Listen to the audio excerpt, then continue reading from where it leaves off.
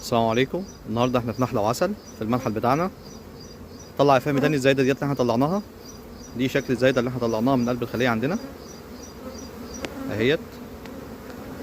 الله ينور. عايزين نبص كده على الخليه. وده شكل الخليه عندنا في الدور الارضي.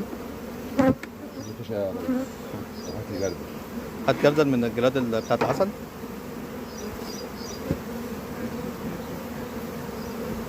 صور اللي بينزل ده.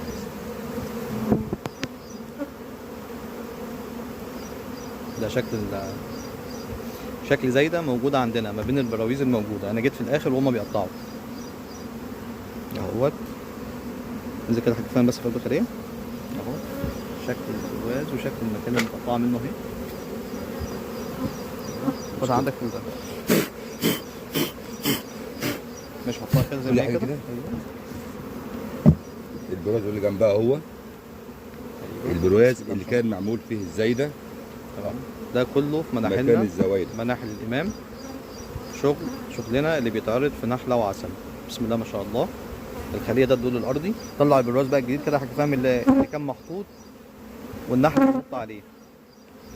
هذا البرواز الجديد اهوت اللي النحل بيمطه. هنلاقي هنا في فرق. عايزين برواز اساسي يا ولاد؟ ورينا برواز اساسي خالص اهو. حتى في اجزاء اهوت في الاساس اهوت شغاله معانا. احنا موجودين في قلب النحل عادي جدا. حط الاتنين جنب بعض كده.